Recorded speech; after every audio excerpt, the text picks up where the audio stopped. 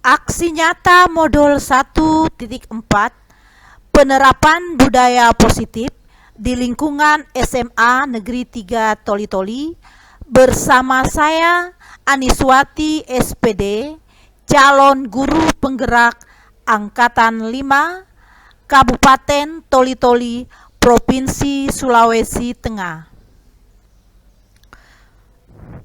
Kegiatan ini dilaksanakan pada hari Selasa tanggal 6 September tahun 2022 pada pukul 14.00 hingga pukul 16.00 waktu Indonesia Tengah bertempat di Aula SMA Negeri 3 Toli-Toli. Adapun peserta kegiatan ini adalah seluruh tenaga pendidik yang berada di lingkungan SMA Negeri 3 Toli-Toli yang berjumlah 34 orang. Mode kegiatan ini adalah diskusi offline. Materi dalam kegiatan ini adalah sebagai berikut. Yang pertama, paradigma baru pembelajaran. Yang kedua, disiplin positif. Yang ketiga, nilai-nilai kebajikan universal. Yang keempat, motivasi perilaku manusia. Yang kelima, restitusi 5 posisi kontrol. Yang keenam, keyakinan kelas. Dan yang terakhir adalah segitiga restitusi. Tujuan dari kegiatan ini adalah sebagai berikut. Yang pertama, memberikan pemahaman kepada tenaga pendidik di lingkungan SMA Negeri 3 Toli-Toli tentang betapa pentingnya penerapan budaya positif di lingkungan sekolah. Kemudian yang kedua, merefleksi penerapan budaya positif yang selama ini diterapkan serta dampaknya pada peserta didik. Kemudian yang ketiga adalah menyepakati strategi penerapan budaya positif yang akan dilaksanakan di lingkungan sekolah sebagai tindak lanjut dari kegiatan ini. Hasil yang dicapai dari pelaksanaan kegiatan ini adalah sebagai berikut. Yang pertama, tenaga pendidik di lingkungan SMA Negeri 3 Toli-Toli memiliki pemahaman yang sama tentang pentingnya penerapan budaya positif di lingkungan sekolah. Hasil yang dicapai yang kedua adalah tenaga pendidik memiliki gambaran kelemahan tentang penerapan budaya positif yang selama ini diterapkan serta dampaknya pada peserta didik. Selanjutnya, hasil yang dicapai yang ketiga adalah menyepakati akan menerapkan strategi segitiga restitusi dalam menerapkan budaya positif yang akan dilaksanakan di lingkungan sekolah.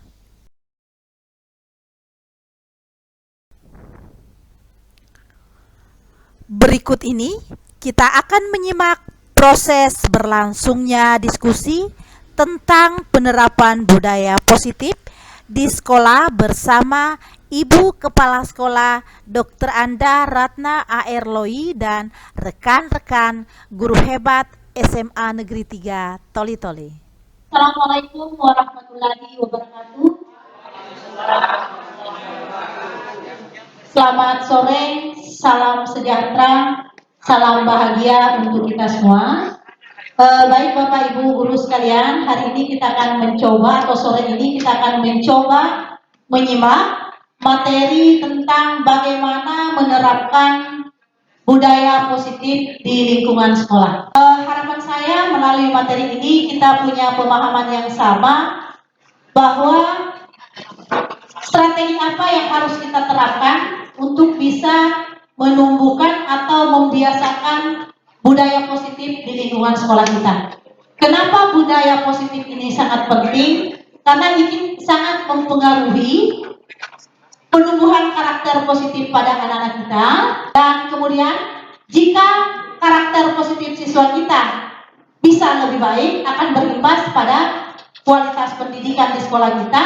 Di kurikulum IKM atau implementasi kurikulum merdeka, kita mengenal namanya perubahan paradigma belajar. Apa yang berubah dari K13 ke IKM? Nah, yang berubah di sini pada dasar atau rohnya itu sudah ada di K13. Sudah lama didengung-dengungkan tentang pembelajaran yang berpusat kepada siswa. Dan itu sudah coba kita laksanakan pada kurikulum kemarin. Nah, itu kembali diperkuat di IKM.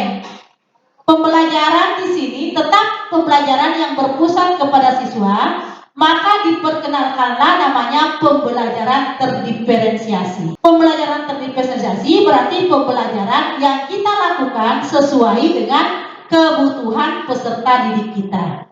Yang mana yang disebut kebutuhan peserta didik adalah kebutuhan yang memang kita rancang sesuai dengan kondisi siswa kita. Yang mana yang disebut kondisi siswa, yaitu tadi harus kita mampu mencermati kondisi latar belakang sosial anak-anak kita, memahami kondisi keluarganya, kemudian memahami gaya belajarnya.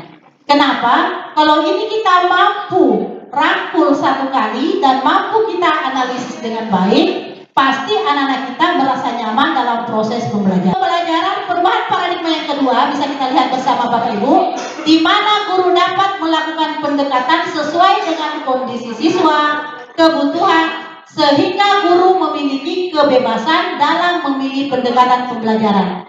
Tetapi sekolah diberi keleluasaan dalam proses pembelajarannya, boleh pendekatan tematik yang bisa pembelajaran inquiry atau kolaborasi. Silakan yang mana kita mau terapkan. Nah, kemarin kita sudah sepakat bahwa di SMA 3 belum kita menggunakan istilah pembelajaran terintegrasi seperti yang kemarin kelompok IPA atau kelompok IPS. Tapi kita masih bisa mana kimia, mana fisika, mana biologi. Saya lanjut. Nah, paradigma apa lagi yang ada? Kalau kemarin di IK 13 hanya ada namanya pembelajaran intra dan ekstrakurikuler. Nah, kalau sekarang di IKM, ekstrakurikuler sudah lainnya, tetapi proses pembelajaran pada peserta didik itu sudah dibagi dua. Ada intrakurikuler atau intrakurikuler yang kita laksanakan sehari-hari. Ada lagi materi namanya project yang sudah kita kenal kemarin, profil pelajar Pancasila. Kalau istilah kerennya sekarang P5. Nah, profil pelajar ini dikerjakan secara terintegrasi bersama mapel. Ini mungkin yang betul-betul berubah dari K13 kemarin.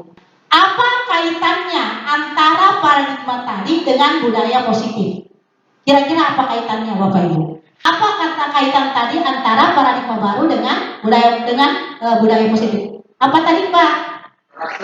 Iya. Ketika budaya positif mampu kita tumbuh kembangkan dengan baik di sekolah, maka karakter anak-anak kita akan menjadi semakin lebih baik, maka paradigma pembelajaran yang tadi bisa kita capai dengan lebih baik pula. Itu sebenarnya kaitannya. Nah, kalau berbicara tentang budaya positif, tentu di dalam kepala kita hanya ada terputar kata disiplin. Benar tidak? Bahwa penumbuhan itu bisa, karakter siswa itu bisa kita lakukan dengan menumbuhkan budaya disiplin salah satunya. Nah, apa yang kita bayangkan ketika mendengar kata disiplin? Taat aturan, ya ada di situ. Selalu kita ketika mendengar kata disiplin, maka yang langsung masuk ke pikiran kita bahwa oh dia taat aturan, dia pada peraturan yang sudah kita terapkan. Akhirnya apa? Ketika anak-anak tidak taat peraturan, apa yang kita lakukan? Memberi sanksi. Nah, itu kan sudah terbukti bahwa kita itulah yang kita lakukan sebenarnya semuanya. Anak-anak kita beri aturan, ini yang kamu jalani, ini yang kamu jalani. Padahal mereka tidak yakin dengan apa yang sudah kita tuangkan. Padahal harapan kita membuat aturan ada kedisiplinan. Ketika anak-anak sudah melakukan pelanggaran, maka langkah yang kita lakukan adalah hanya memberi sanksi terhadap aturan itu sendiri. Tapi apakah kita yakin itu mempan kepada anak-anak kita? Bukti buktinya di SMA 3 ya, karakter anak-anak tidak banyak berubah. Kenapa kira-kira? Sebuah tanda tanya besar. Sebenarnya yang diharapkan dari kata disiplin, kita mengacu dengan apa yang sudah diamanahkan oleh Bapak Ki Hajar Dewantoro. Saya mengkopi bahasa beliau melalui buku lengkap. Apakah yang dimaksud dengan disiplin itu sebenarnya? Disiplin itu bersifat self-disiplin. Artinya, kita sendiri yang mewajibkan kita dengan sekeras-kerasnya, tetapi sama saja. Apabila tidak bisa dilakukan, maka wajiblah penguasa mendisiplinkan diri kita atau diri anak. Berarti kalau kita berbicara lingkup sekolah, yang bisa menyusun program pendisiplinan itu adalah sekolah. Nah, tetapi yang sering kita lakukan kemarin adalah membuat aturan. Kita lupa apakah aturan yang sudah kita buat itu anak-anak pahami dengan baik, dan apakah mereka betul-betul sadar apa yang dituangkan di dalam tata tertib itu sendiri. Harapan dari Bapak Ki Hajar Dewantoro bahwa itu betul-betul muncul dari dalam diri anak. Bagaimana cara memunculkannya? Penerapan budaya positif di lingkungan sekolah berkaitan tadi tentang kedisiplinan, ada hal-hal yang harus kita capai. Namanya nilai-nilai kebajikan universal. Kalau kita berbicara universal, berarti bisa merangkum secara keseluruhan, bukan mengkhusus. Karena ada nilai-nilai kebajikan khusus. Yang mana contohnya nilai kebajikan khusus? Ya, betul sekali, Bu Sula. Yang disebut nilai-nilai kebajikan secara khusus berarti nilai-nilai yang dia taati seorang atau oleh anak kita berdasarkan keyakinan dia, dan itu tidak berlaku secara umum. Nah, sedangkan yang disebut kebajikan universal adalah kebajikan yang kita susun harus menyampingkan suku, bangsa, agama, dan sebagainya. Artinya berlaku secara universal, dan itu banyak. Dan harusnya setiap lembaga, bukan hanya sekolah, organisasi, komunitas, harus memiliki ini. Nilai kebajikan kalau di sekolah kan sekarang yang ini yang didengungkan pemerintah, profil pelajar Pancasila. Ya, tapi bisa saja ditambah kejujurannya kan, ya, sportivitasnya kan, tinggal kita kembangkan sendiri. Yang mana yang akan kita perkuat di sekolah. Seseorang melakukan, bukan hanya siswa, termasuk kita sendiri, 3 yang memotivasi manusia berperilaku, termasuk siswa. Betul tidak yang ingin saya tayangkan? Apa yang memotivasi kita untuk mengajar? Apa yang memotivasi kita disiplin masuk mengajar tepat waktu? Saya mau tanya Bapak Ibu, apa yang memotivasi Bapak Ibu masuk mengajar tepat waktu dan keluar tepat waktu? Jawab dengan jujur.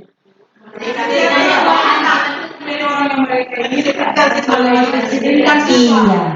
Berarti Bapak Ibu mau menjadi role model bagi siswa kita, karena di dalam hati kita adalah lebih baik memberikan sebuah contoh melalui perilaku daripada hanya sekedar berkata-kata. Saya yakin kita memegang kata-kata itu. Sama dengan siswa sebenarnya, harusnya yang kita tanamkan seperti itu. Ibu boleh bereksperimen. Anak-anak yang selalu datang tepat waktu dalam 1 minggu, misalnya itu ibu amati dia tepat waktu. Coba tanyakan baik-baik. Kenapa kamu tidak pernah terlambat?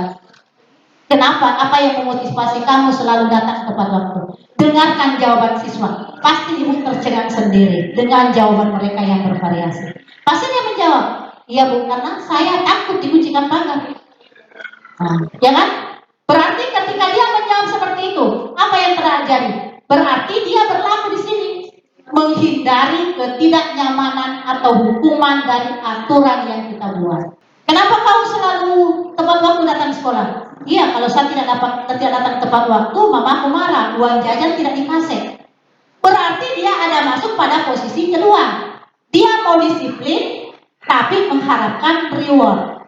Tapi ketika kita tanya, kenapa kamu selalu datang tepat waktu? Oh, saya belajar disiplin memang Bu dari muda, supaya ke depan saya bisa lebih bertahan. Berarti tidak menutup kemungkinan anak siswa yang bisa menjawab seperti itu secara spontan tanpa kita ajari. Dari situ kita bisa menilai bahwa anak ini memang sudah betul-betul memiliki budaya positif yang tumbuh dari dalam dirinya. Tapi ini kan kita belum pernah eksperimen. Tolong ibu nanti coba di kelasnya saja ibu acak dari 30 siswa, coba acak 5-6 orang siswa untuk memberikan jawaban. Akan ibu lihat perilaku yang berbeda dari setiap siswa. Ketika siswa menjawab seperti itu, maka ibu sudah bisa menarik kesimpulan, oh anak ini ternyata dia hanya takut dihukum. Berarti dia masuk kategori yang masih harus dibina kedisiplinannya. Oh anak ini hanya takut tidak dikasih uang jajan, perlu kita bina. Kemudian anak yang menjawab dengan jawaban alternatif ketiga, oh berarti anak ini bisa dijadikan role model untuk siswa yang lain.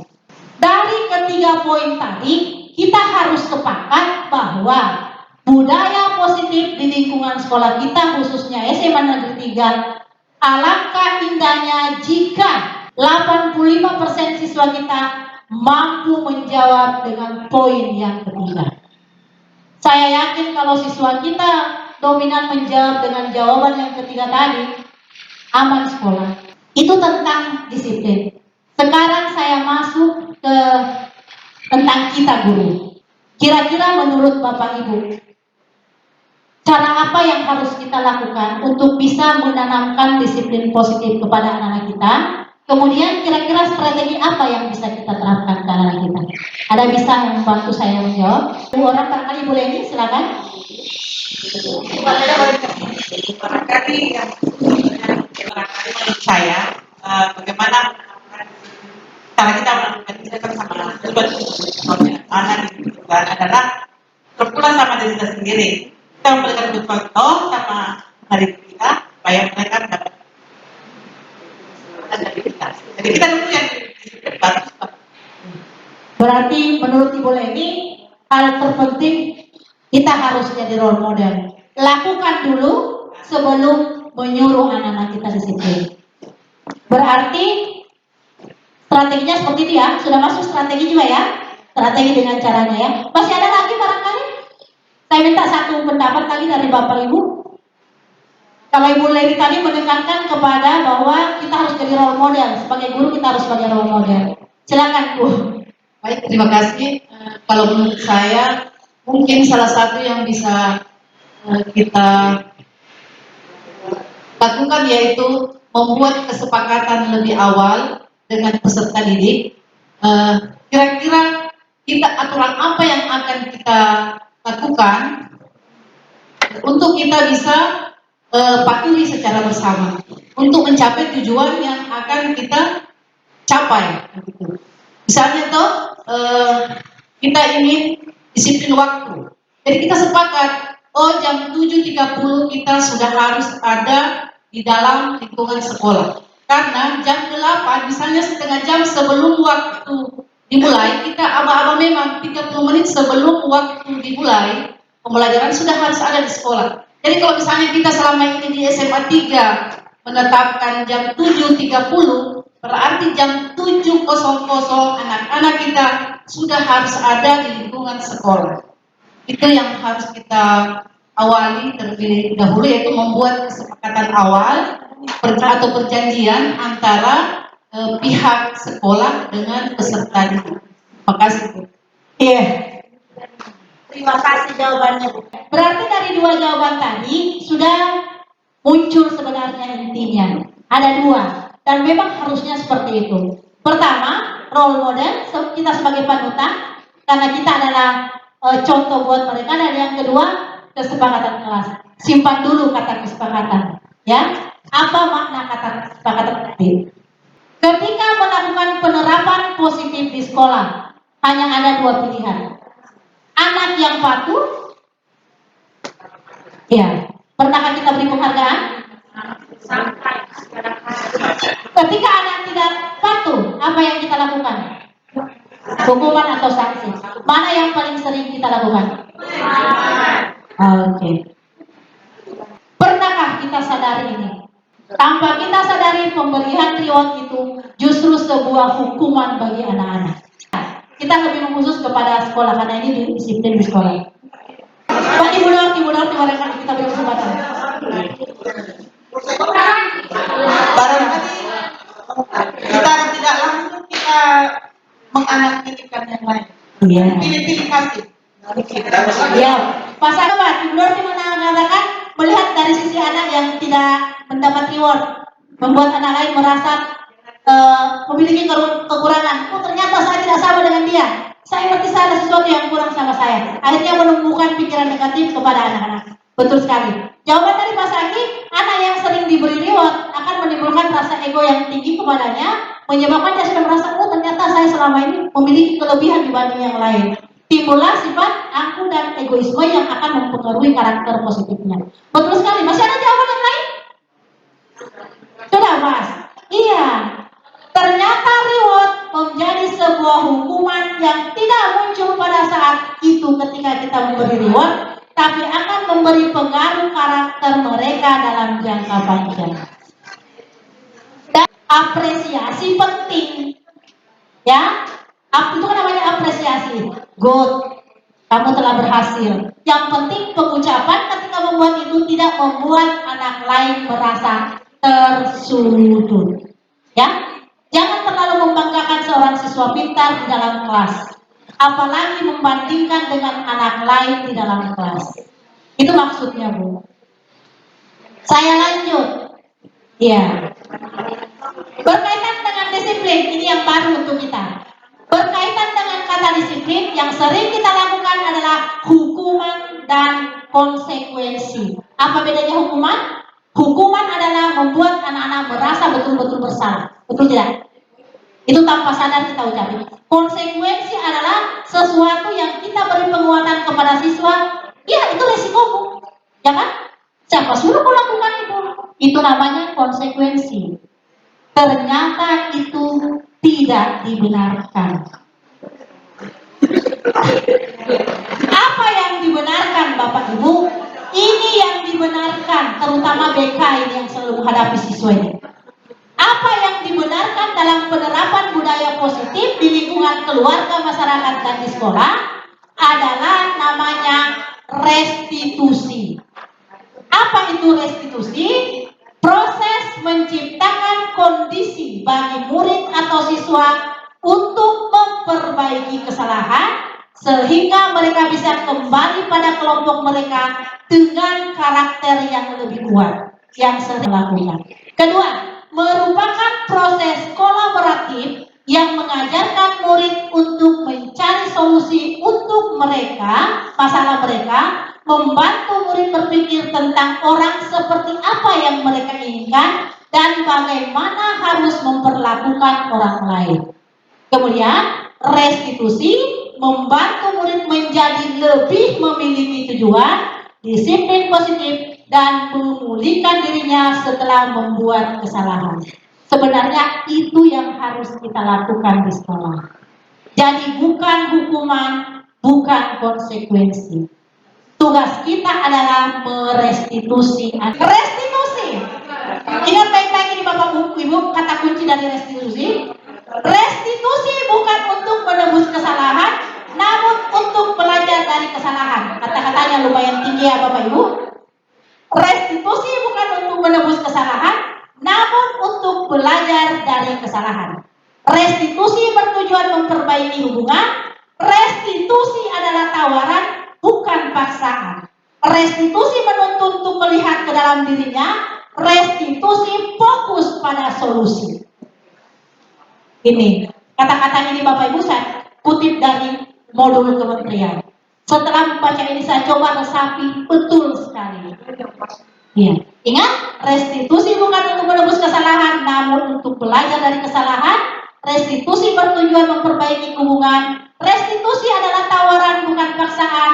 Restitusi menuntut untuk melihat ke dalam diri anak. Restitusi fokus pada solusi, bukan fokus pada masalah. Restitusi berkaitan dengan 5 posisi kontrol.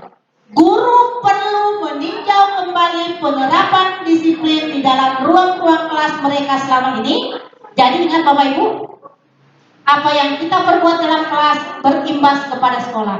Tertibnya kelas akan berimbas pada tertibnya sekolah. Biar program sekolah ideal, kalau kelas tidak tertib oleh wali kelas, yakin saja nonsen. Jadi kita kembali dulu kepada kelas kita masing-masing. Apakah selama ini sudah efektif penerapan disiplin positifnya tadi? Apakah sudah berpusat kepada siswa? Sudahkah membuat siswa merasa merdeka?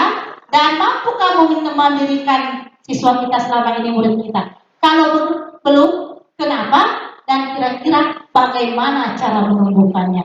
Inilah PR kita, Bapak Ibu. Simak baik-baik 5 posisi kontrol yang saya tayangkan berikut. Kemudian mari kita resapi kita ada di mana. Saya setelah membaca ini dan saya sudah tahu saya selama ini lebih berada di posisi ini dan saya sudah merenungi kesalahan saya. Saya lanjut. Yang pertama, seorang penghukum. Posisi kontrol yang pertama, penghukum. Seorang penghukum biasanya menggunakan hukuman fisik maupun verbal dalam menangani permasalahan siswanya. Guru yang menerapkan posisi penghukum biasanya ya menggunakan kata-kata seperti ini. Patuhi aturan saya atau awas kalau kamu tidak patuh. Siapa yang biasa mengucapkan? Kamu itu selalu saja salah. Tidak mau mengerti dengan apa yang ibu bilang. Ketika melihat siswa tidak menggunakan sepatu yang betul, bukan sepatu, ceker kamu selama pelajaran. Kamu itu selalu terakhir selesai di kelas. Apa kita ucapkan sebenarnya? Termasuk upacara yang tidak seragam, pindah barisan. Tanpa kita sadari, Bapak Ibu. Tapi apakah kita yakin itu mampu masuk ke dalam hati anak-anak atau hanya sekedar singgah di sini? Kita lupa itu. Sudah bisa memahami posisi kontrol yang pertama? Lanjut, pembuat merasa bersalah. Ini biasanya guru akan bersuara lebih lembut. Kata-kata yang keluar dengan lembut biasanya seperti ini. Ibu sangat kecewa sekali dengan kamu. Kenapa kau buat aja kelakuan itu? Berapa kali sih ibu bapak harus bilang sama kamu? Gimana coba kalau orang tua kamu yang kamu perbuat seperti ini? Itu kata-kata yang tujuannya kita adalah menyentuh hati siswa sebenarnya ya. Tapi apa yang terjadi? Kata-kata itu imbasnya justru menurunkan rasa percaya diri anak. Ya, anak-anak selalu akan merasa dirinya buruk. Kenapa saya selalu salah? Tanpa kita sadari. Murid akan merasa, salah terus saya Ini bahasanya saya ya. Kalau bahasanya kementerian sangat halus. Murid merasa tidak berharga, selalu kecewa. Tapi kalau bahasanya kita hamba ini, siapakah kira-kira yang sering melakukan ini? Saya lanjut. Teman, guru pada posisi ini tetap berusaha mengontrol murid melalui persuasinya. Mereka biasanya berkata begini, ayo bantulah demi Bapak. Saya pernah dengar guru-guru seperti itu.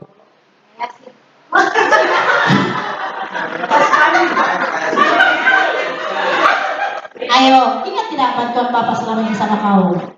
Kan? Ya sudah, kali ini tidak apa-apa. Nanti Bu bantu bereskan. Nah, hal negatif jika kita memposisikan diri kita sebagai teman kepada siswa, apa yang terjadi? Siswa akan merasa tergantung kepada kita. Siswa akan memilah-milah guru. Sementara kita ini adalah satuan yang saling terintegrasi. Guru akan membandingkan, ya kan? Guru akan membandingkan. Ketika guru ini datang ke setiap kursi, dia akan hindari. Ini yang harus kita hilangkan. Siapakah seperti ini? Ya, sebentar setelah kita meresapi ini, baru kita akan coba bagaimana menempatkan diri kita sebenarnya. Ada lagi guru hanya sebagai pemantau. Dia takut kena masalah. Cari aman. Dia hanya mengandalkan catatan dan data. Ibu catat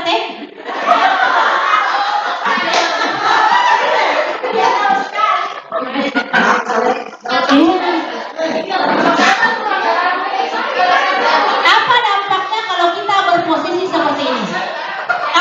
kira-kira dampaknya? Anak-anak tidak akan pusing, kita tidak diapa-apai, paling dikasih begitu saja. Iya.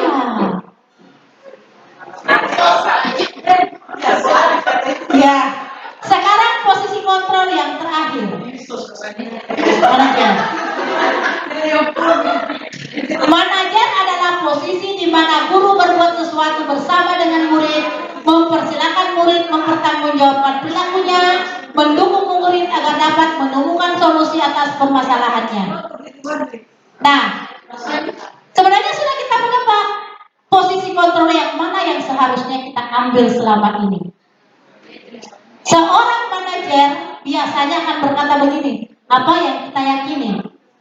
Berkaitan dengan ibu, apa yang kita yakini sebelumnya? Keyakinan kelas atau apa tadi ibu? Kesepakatan kelas. Jika kamu meyakininya, kira-kira mau nggak memperdakan saya? Jika kamu berhasil memperbaiki, bisakah kamu menunjukkan diri kamu sebenarnya? Apa rencanamu untuk memperbaiki ini? Berarti kalimat yang muncul dari mulut kita merangsang siswa untuk berpikir tentang dirinya. Saya sudah melakukan ini yang salah dalam diri saya. Padahal saya yakin diri saya tidak seperti itu sebenarnya. Nah, ya kan? Ini yang harusnya kita jadikan standar. Jadi Bapak Ibu guru sekarang, marilah kita berkolaborasi bagaimana menghadapi anak kita dengan mengambil posisi kontrol sebagai manajer. Yang sering melakukan yang tadi-tadi itu, mari kita coba pelan-pelan minimalisir sampai dia hilang. Siap? Siap. Mudah-mudahan kalau kita satu bahasa, karakter anak-anak kita menjadi lebih baik. Berhentilah menyalahkan anak-anak. Mari kita berbuat yang terbaik dengan anak-anak dengan posisi kontrol manakah yang terbaik untuk kita terapkan? Ya, semangat? Oke. Kalau kita sepakat, maka 4 posisi tadi yang sering kita lakukan, mari pelan-pelan kita hilangkan. Ya? Oh, mantap. Ya, belum. Sekarang cara bagaimana menjadi seorang manajer yang baik. Saya lanjut. Bagaimana cara menerapkan posisi kontrol manajer yang terbaik? Pertama, buat keyakinan kelas atau kesepakatan kelas. Pertanyaan saya, mengapa keyakinan bukan peraturan? Hati-hati menggunakan kata-kata. Kenapa yang harus dibuat keyakinan atau kesepakatan kelas bukan peraturan kelas? Menurut saya kalau peraturan berarti ada di sana menunjukkan akan ada hukuman. Sementara kalau keyakinan berarti akan muncul dari diri sendiri untuk bisa sadar dengan sendirinya tanpa ada lain-lain. Iya, betul sekali jawabannya Ibu.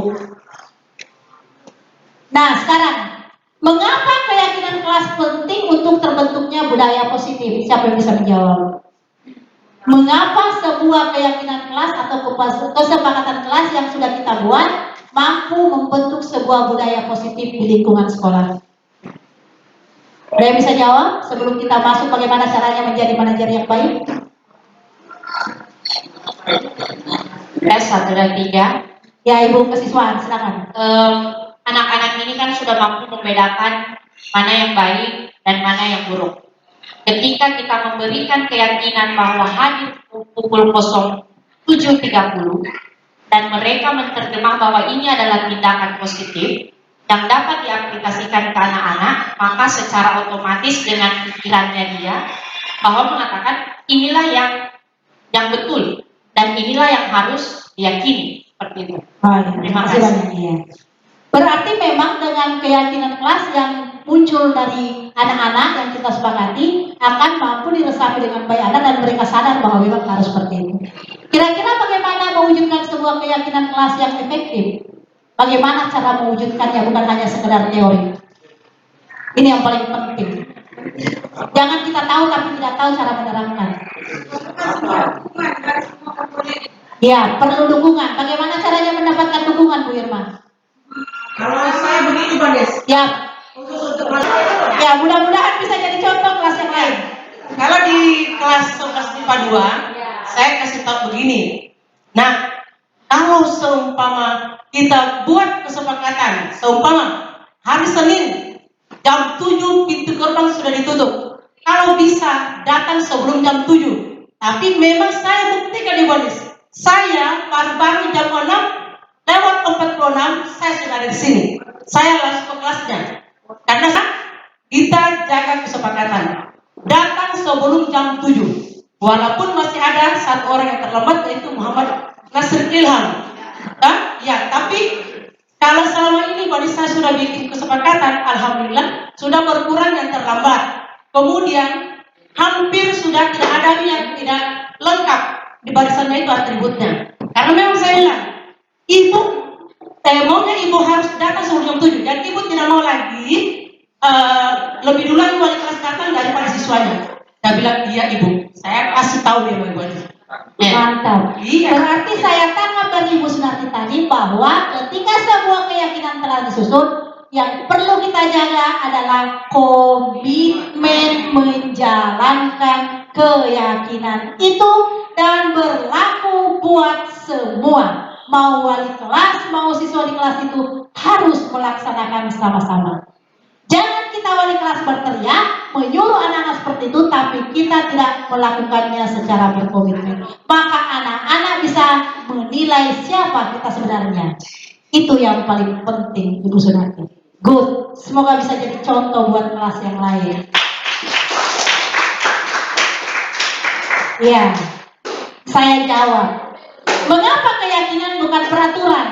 Karena keyakinan merupakan nilai kebajikan universal yang sudah disepakati dan yang buat itu adalah siswa bersama kita, bukan kita yang mengucapkan. Kita yang mengarahkan siswa untuk mengucapkan kata-kata itu, tapi bukan kita yang membuat kata-katanya. Kalau anak-anak yang buat, berarti mereka meresapi kata-kata itu. Kalau kita yang buat, siswa hanya mendengar kata-kata itu, bukan dari dia. Beda, kalau peraturan kan, peraturan kita buat, bacakan, ini, sudah paham? Ibu bacakan, so paham? Paham Bu, oke kita jalankan sama-sama, tapi itu bukan buah pikiran mereka. Nah lanjut, mengapa ada keyakinan? Ya, karena dengan ada keyakinan, maka akan muncul motivasi dari dalam diri anak sendiri. Kita hanya memantik, memicu sedikit. Saya lanjut. Bagaimana cara mewujudkannya secara efektif? Ya, yang pertama kita susun seperti ini. Yang kelima tadi adalah yang disampaikan Ibu Sunarti, komitmen. Persilakan siswa untuk bercurah pendapat tentang peraturan. Buat semua catatan yang sudah siswa sampaikan. Kemudian kita pilih mana yang kita ambil. Kemudian sebuah keyakinan kelas, hindari menggunakan kata-kata negatif. Contohnya di situ. Jangan terlambat. Ini kalimat saya, bukan yang di situ. Jangan terlambat. Alangkah baiknya mana lebih bagus kalau kita menggunakan datang tepat waktu atau lebih awal. Ya? Iya. Hindari menggunakan kalimat negatif. Supaya tidak membuat mindset siswa itu tentang kata-kata negatif. Kemudian setelah keyakinan dibuat, maka dipersilakan kita tempel, mungkin Bapak Ibu ya disetujui dan tertangani oleh kita semua. Kalau 30 siswa suruh bertanda-tanda, lebih bagus lagi. Jangan hanya diwakili. Nah, kemudian ditempel di kelas dan dijalankan secara betul. Nah, kalau kita mau menjadi seorang manajer, maka yang harus kita lakukan yang ini Bapak Ibu. Dalam menangani siswa, maka yang kita terapkan sebagai posisi manajer adalah segitiga restitusi. Ini istilah dari kementerian. Ada 3 langkahnya: menstabilkan identitas, memvalidasi tindakan, kemudian menanyakan keyakinan mereka tentang apa yang mereka inginkan dan yang sudah disepakati dengan keyakinan kelas tadi. Baik keyakinan kelas maupun keyakinan dia secara individu. Ini langkahnya Bapak Ibu. Jadi bukan fokus mencari masalah, tapi mencari solusi. Stabilkan identitas anak. Identitas gagal rubah menjadi identitas sukses. Validasi tindakan berarti kita mencoba mencari tahu anak itu kenapa dia melakukan itu. Kalau dia melakukan itu, apa akibatnya sama dia? Anak-anak kan muncul sendiri, oh akan baca seperti ini ibu. Untung saya tidak gegabah tadi. Kalau saya gegabah saya pukul ibu kira-kira bagaimana? Anak-anak kan mengucapkan secara spontan. Ya, ini ya, ini. Sekarang kita lihat contoh yang dari kementerian. Bagaimana menangani anak. Fungsi dikembangkan oleh pakar pendidikan dan dosen berlandaskan pada virus control learning research. Segitiga restitusi adalah suatu proses dialog yang dijalankan oleh guru atau orang tua agar dapat menghasilkan murid yang mandiri dan bertanggung jawab. Pada saat guru di posisi manajer, aspek yang dikembangkan pada murid adalah motivasi intrinsik, sehingga penanaman nilai kebaikan dapat tumbuh dan berkembang menjadi suatu kebiasaan positif yang akhirnya membentuk karakter. Proses dialog ini terdiri dari 3 langkah yang digambarkan pada 3 sisi pada segitiga restitusi. Sisi pertama adalah menstabilkan identitas. Sisi yang kedua adalah validasi tindakan yang salah. Dan sisi yang ketiga adalah menanyakan keyakinan. Ibu dan bapak guru, berikut ini akan menunjukkan bagaimana seorang guru berada dalam posisi manajer menggunakan penerapan segitiga restitusi.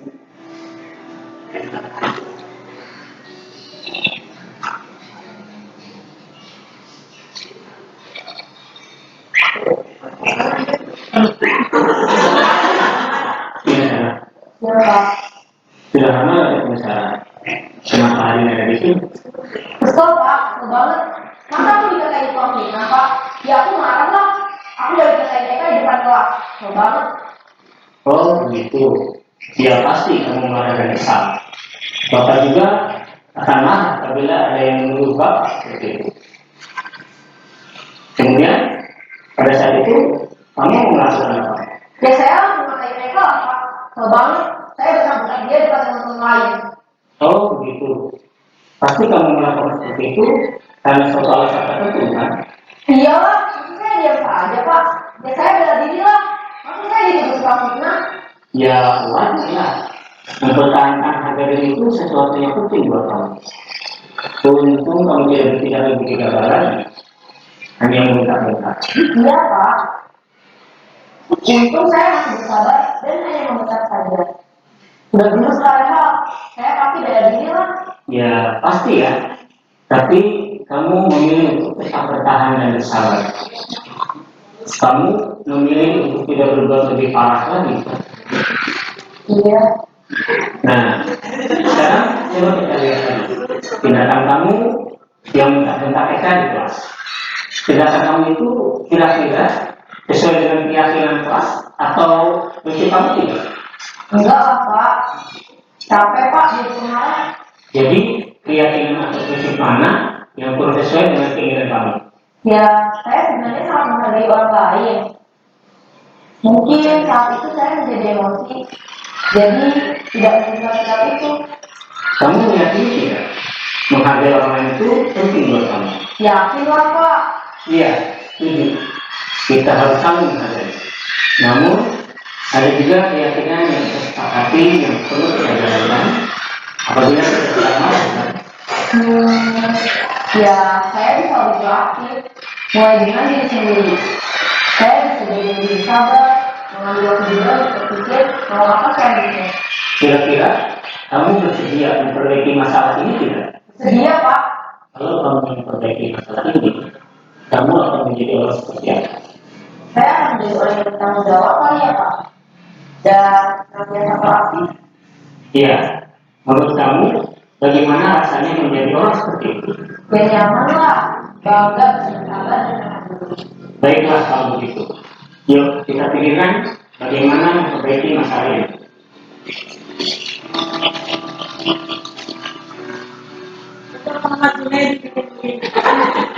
Ini adalah guru yang baik. Dapat kita menyaksikan contoh bagaimana seorang guru berada dalam posisi manajer menggunakan penerapan segitiga restitusi.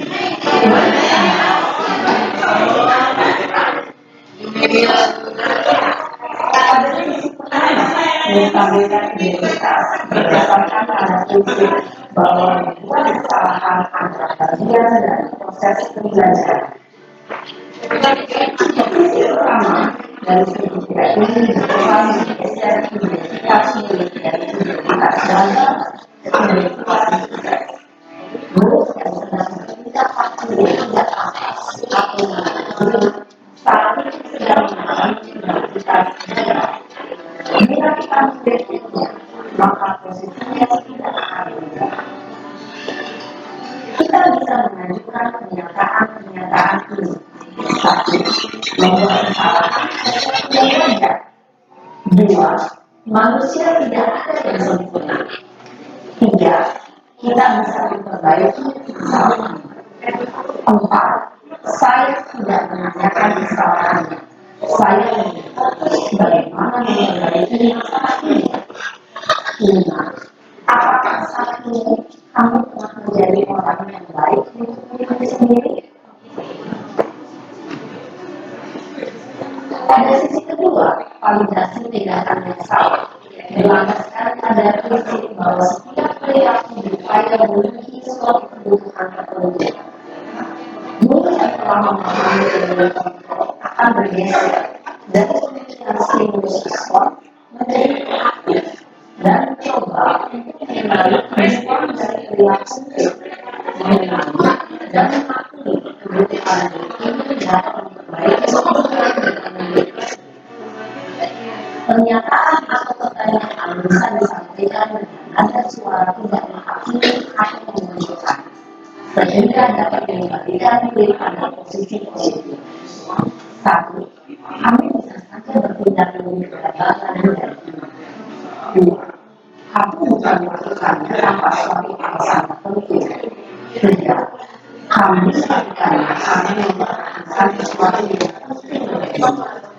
Empat, mungkin kami bisa mempelajari sebuah dari kehidupan yang berbaik. Bersediakah kami mempelajarinya? Selanjutnya, kita akan simak sisi terakhir yaitu menanyakan keyakinan. Ilmu kontrol menyatakan bahwa pada dasarnya kita termotivasi secara prinsip pada saat perilaku yang salah telah divalidasi dan identitas sukses telah stabil, maka diri telah siap menaikkan keyakinan-keyakinannya dengan tindakannya yang salah dan pemikirannya telah bergeser untuk menjadi orang yang bertujuan. Pertanyaan ini dapat menentukan keyakinan-keyakinan yang akan sebagai pelajar atau kelas yang kita yakini. Dua, nilai-nilai yang telah kita sepakati. Tiga, seperti apa gambaran sebuah kelas yang ideal bagi kami. Empat, kami ingin menjadi kelas dalam menerapkan kebijakan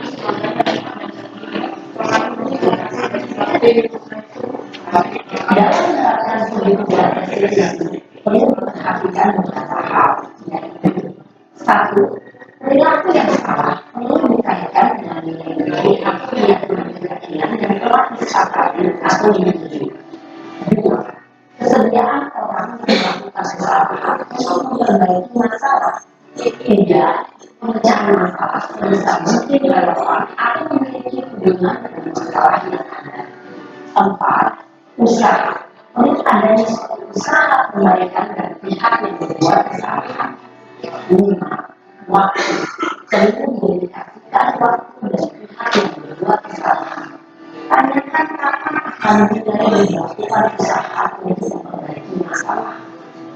Dengan memahami struktur penerapan segitiga restitusi, diharapkan guru dapat menerapkan posisinya sebagai manajer dengan mengajukan pertanyaan-pertanyaan bermakna yang dapat membuat guru menjadi percaya diri, bertanggung jawab, dan mandiri.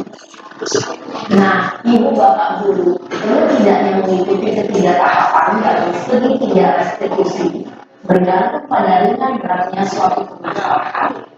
Misalnya, bila permasalahan tersebut ringan, maka tidak perlu dijalankan secara berputar.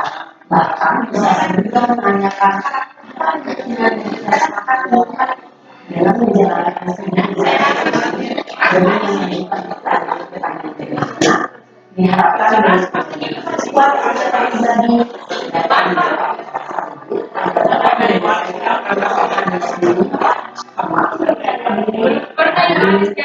pribadi salam yang bahagia ini Bapak Ibu. Ini memang butuh waktu dan kesabaran karena kita harus mengubah diri kita dulu. Iya, betul sekali. Ada sedikit. Ya, tunggu sedikit Bapak Ibu dan Mata. Jadi Bapak Ibu, mungkin kita begini beda lokasi, beda karakter. Betul sekali. Beda karakter kan sudah disampaikan tadi, tergantung tingkat permasalahan. Cara menghadapi siswa tentu juga tidak mungkin kita mengikuti gaya orang Jawa. Itu beda. Justru kalau kita menggunakan gaya orang Jawa terhadap anak-anak kita justru menjadi bahan lelucon buat anak-anak kita. Tetapi yang terpenting di sini adalah kita sudah tahu bahwa ketika terjadi seperti kasus-kasus di dalam kondisi lingkungan kita, maka yang terpenting adalah kita harus bisa memposisikan diri kita sebagai seorang manajer yang membantu anak-anak kita untuk mencari solusi permasalahannya, bukan menjustis. Itu barangkali. Kemudian dari segitiga restitusi ini sebenarnya sudah kita jalankan, tapi kadang tidak berurut. Posisi manajer 5 menit, karena melihat kondisi siswa yang sudah angkat kening sebelumnya, maka kita beralih posisi menjadi seorang penghukum. Tidak menutup kemungkinan. Nah, disinilah peran posisi kontrol kita sebagai seorang guru, bagaimana menghadapi kondisi siswa yang demikian, kita tetap stabil sebagai posisi manajer, bukan ikut terpancing dengan situasi yang ada. Itu sebenarnya yang paling penting. Jadi titipan dari kementerian ini adalah memberikan contoh bagaimana cara menghadapi anak-anak, sehingga anak-anak segarang apapun anak-anak, kalau kita mencoba menyentuh hatinya dengan cara yang lebih baik tanpa merendahkan dia, setidaknya akan mampu meresap di dalam jiwanya. Hindarilah menggunakan kamu itu selalu begini. Mari kita buang kata-kata itu Bapak Ibu. Capek ibu hadapi kau terus. Itu kan refleks kita sampaikan. Marilah kita menghindari kata-kata seperti itu. Ya. Mari kita coba bersabar. Mudah-mudahan dengan kesabaran kita mampu menjadi manajer baik dalam lingkungan keluarga, lingkungan sekolah dan masyarakat. Kemudian dengan berada di posisi itu kita sendiri sudah bisa menjadi lebih nyaman Bapak Ibu. Yang penting kita sudah sepakat tadi, saya memegang kata-katanya Ibu tadi, siap menjadi seorang manajer di lingkungan sekolah. Tekniknya terserah dari kita, yang penting intinya tadi adalah bagaimana mampu menstabilkan identitas anak dari gagal menjadi sukses, bagaimana anak-anak mampu menggali keyakinan dirinya. Mari mulai menerapkan disiplin positif dengan membuat keyakinan atau kesepakatan di dalam kelas masing-masing, dan kita berkomitmen menjalankan. Itu barangkali harapan dari apa yang sudah dititip kementerian kepada kami, dan mudah-mudahan ini berimbas. Bersabar Bapak Ibu, seperti apapun kondisi anak-anak kita, marilah kita tetap sebagai seorang manajer. Demikian materi ini Bapak Ibu. Ya, saya buka forum diskusi. Mari kita curhat pendapat, mencari solusi bersama. Silakan Pak. Kasih atas kesempatan, dan tadi waktu Bu Anis memberikan materi ini, terus terang ya tertawa, karena paling tidak memang ada 5 poin itu kurang lebih ada berapa yang termasuk pada diri saya. Jadi yang pertama saya mengatakan bahwa memang kalau kita mau pikir kalau kita punya guru dulu, tempo dulu, kalau tidak dipukul tidak berhasil, itu satu. Tapi sekarang memang betul-betul merdeka anak-anak, guru terjajah. Kenapa dikatakan guru terjajah? Untuk kita menjadi seorang guru manajer, yang pertama saya mau kasih tahu sama kita semua guru-guru, kurangi makan garam. Kurangi makan garam supaya kesabaran itu selalu ada, karena di sini membutuhkan kesabaran. Harus sabar. Siapa tidak sabar? Ya kondisi anak. Mungkin di situ kekurangan dari kita semua terlebih saya. Tetapi saya juga heran. Baru ya barangkali kelas yang sekarang yang begitu entahlah itu pengaruh apa semua karena terlalu makan banyak supermi dan lain sebagainya. Biasa saya bilang begitu. Mungkin itu sudah salah juga. Anak-anak ini anak-anak yang instan. Apa-apa semua mereka inginkan lihat Google, lihat Google, lihat Google. Akhirnya yang ada pada diri mereka mereka sudah lupa. Jadi itu mungkin salah satu ya internet. Terima kasih. Ya. Silakan Bu. Terima kasih. Tadi saya akan sampai mau bicara ya. Jadi mengenai ini bagus sekali. Kita guru-guru mendapat pencerahan. Tapi kita sebenarnya guru-guru juga, guru SMA kan juga terlalu merasa bersalah sekali. Karena anak-anak ini bawaan dari berbagai macam latar belakang. Kita ini diwarisi anak yang dididik bagaimana waktu SD, bagaimana waktu SMP, terus ketemunya di SMA. Jadi kita jangan terlalu ya. Mungkin ada praktik waktu SD, SMP, kita terlalu menyalahkan diri kita sendiri, tidak boleh, akan berakibat juga bagi kesehatan kita. Yang baru-baru ini tadi saya mengajar di kelas 10D, ya ada banyak anak yang melakukan pelanggaran. Terus saya ubah lagi strategi saya tidak marah-marah lagi. Ya seperti tadi itu, saya menanamkan kepada diri mereka bahwa menaati aturan itu harus dengan kesadaran. Karena rohnya aturan itu adalah kesadaran. Kalau kita tidak menaati aturan, yang rugi adalah diri kita sendiri. Alhasil mereka tertib di dalam kelas 10D. Tapi ya ada anak-anak tertentu yang seperti kepanasan. Ya, jadi kita memang itu tantangan guru, kita berhadapan dengan berbagai macam karakter anak, berbagai macam latar belakang, dan berbagai warisan dari pendidikan SD dan SMP. Ya, jadi saya pikir itu saja, dan kita guru melakukan saja yang terbaik. Ya, selalu tanamkan ya, saya setuju, jangan peraturan. Ya, karena aturan itu pasti ada hukuman. Aturan itu boleh, tapi dengan harus diikuti dengan kesadaran bahwa itu untuk diri kita sendiri. Itu rohnya aturan sebenarnya.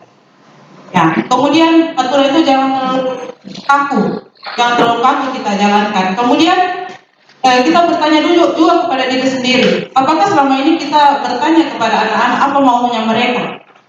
Itu yang paling penting dalam membuat keyakinan di kelas. Dan kita semua yang bikin harus begini dan begini. Kita harus tanya anak-anak punya keinginan, seperti Ibu Anis bilang. Ditampung mereka punya keinginan baru dipilah. Ya, diambil saja mana yang pas dengan kelas tersebut. Kalau kita lakukan itu, ya semoga apa yang kita buat yang terbaik itu pasti Tuhan juga akan membantu kita. Terima kasih. Iya, betul sekali. Terima kasih komitmennya. Jadi sekarang kita sepakat saja Bapak Ibu, apa yang akan kita lakukan kepada siswa setelah keluar dari ruangan ini. Bapak Ibu wali kelas punya beban bagaimana membuat sebuah keyakinan kelas. Saya berharap dengan serentak kita melakukan 14 kelas, jangan hanya 1-2 kelas, karena kalau hanya 1-2 kelas, dia akan melihat kelas yang lain. Di sebelah juga begini Ibu. Tapi kita mari satu langkah, satu strategi menghadapi anak-anak kita. Setelah keluar dari sini, kelas yang belum membuat kesepakatan kelas, silahkan dibuat dengan langkah-langkah tadi. Kemudian coba kita jalankan secara komitmen. Mudah-mudahan ada dampaknya untuk anak-anak kita ke depan. Betul sekali bahwa kita tidak bisa juga menyalahkan kita sebagai seorang guru. Guru ini bukan malaikat. Kita juga punya emosi dan nafsu. Kita juga punya masalah. Tetapi kita punya tanggung jawab profesi sebagai seorang pendidik. Mari kita selalu belajar bertahan untuk sabar menghadapi anak-anak kita dengan menstabilkan posisi kita sebagai seorang manajer ketika harus menghadapi anak-anak kita, bukan dengan kepala bertanduk. Mari kita hilangkan itu Bapak Ibu. Setelah kita Bapak Ibu membuat keyakinan kelas secara serentak dari 14 kelas, dan kita punya satu langkah yang sama ketika menghadapi siswa bersalah, mari kita selalu stabilkan posisi kita sebagai seorang manajer. dengan menerapkan langkah-langkah segitiga restitusi tadi. Ini bukan seperti berdagang, hari ini kita laksanakan, minggu depan kita tunai hasilnya. Tidak Bapak Ibu, ini adalah investasi jangka panjang, dan janganlah kita mencoba melihat kesalahan warisan dari guru yang sebelumnya. Kita lakukan apa yang bisa kita lakukan di sini, mudah-mudahan bisa memperbaiki menuju pendidikan yang lebih tinggi. Guru penggerak bukan hanya ada di SMA, ada di SMP, ada di SD, dan mereka punya tanggung jawab yang sama seperti saya. Mudah-mudahan mereka juga bisa memberi pembaharuan di dalam sekolahnya. Ini mungkin harapan buat kita semua. Demikian Bapak Ibu kegiatan kita hari ini, dan sudah jam berapa? Oh, tanpa sadar gara-gara situasi. Materi kita menyusunnya. Terima kasih atas partisipasi Bapak Ibu semua. Semoga kegiatan kita hari ini mendapat berkah buat kita semua. Dan saya akhiri dengan ucapan walhamdulillahirobbilalamin. Wassalamualaikum warahmatullahi wabarakatuh. Assalamualaikum warahmatullahi wabarakatuh. Selamat sore, salam sejahtera, salam bahagia untuk kita semua. Baik Bapak Ibu guru sekalian, hari ini kita akan mencoba, atau sore ini kita akan mencoba menyimak materi tentang bagaimana menerapkan budaya positif di lingkungan sekolah.